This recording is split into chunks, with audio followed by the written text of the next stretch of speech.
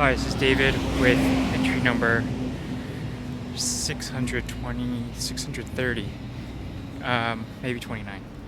I'm here near Gongdak, where I've recorded before. There's the park I recorded at before on that bench. And this is a massive new high-rise. There's about 3 of these lined up around this block that they're just now selling, or maybe they've sold already. But all these bottom floor businesses, like how they do in Asia, are all empty still. So these will all become, restaurants and clothing shops and the kind of BS stuff that people feel like they need. I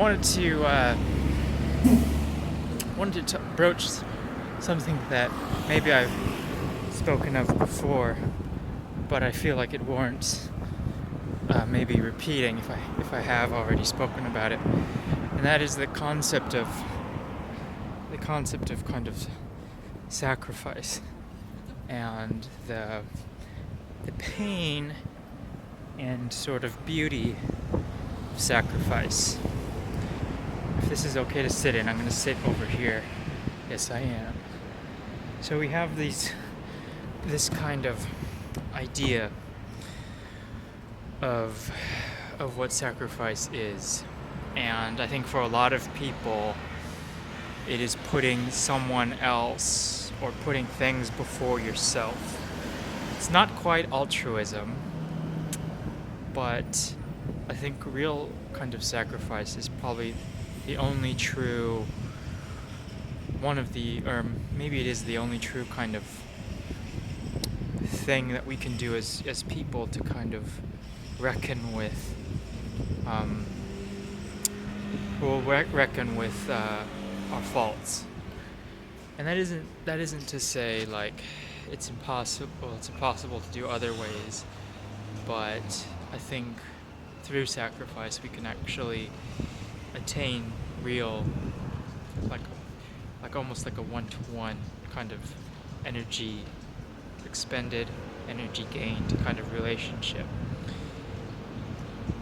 And so now that we've gone over kind of the broad stroke of it, I'd like to say about what it takes to kind of actually, what is it about doing things the hard way that we've kind of forgotten about, or at least my generation and younger have forgotten about.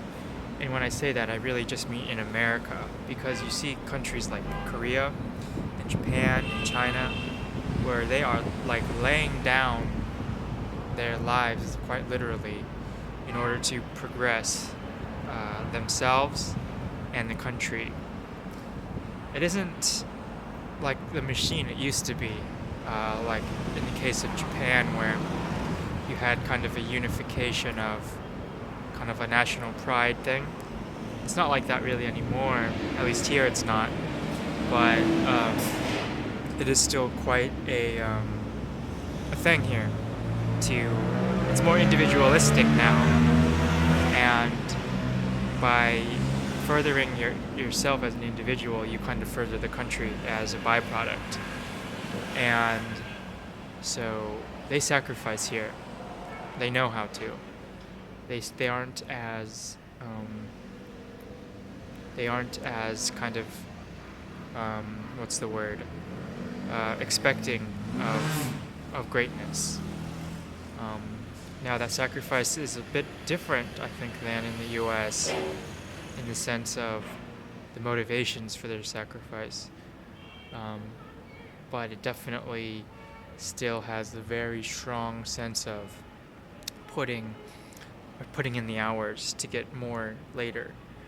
I think in the U.S. we've kind of for some reason developed this sense of expectation of greatness for doing nothing but just the bare minimum, or maybe not even that in some cases. And here in Korea, there's a lot of sacrifice that still happens. Whether that be, like I said earlier, the high suicide rate of elderly people to not burden their families, or whether it be the fact that schools, universities, will actually bar roof access so that during finals time and even in high schools for college exams or entrance exams, they will bar the roofs because people will commit suicide from not doing well on their final. And so, that suicide being kind of like the ultimate sacrifice, you do to a large extent see that the people here are, that is probably an unhealthy example, but they are willing to do a lot for the sake of their own pride or honor or family's honor. And it's a very interesting thing because you also kind of have to think about, like, where did the kind of system that we had in the US for so long, maybe not of the same degree of honor, but where did our kind of spirit go? Or if it didn't go anywhere, how did it get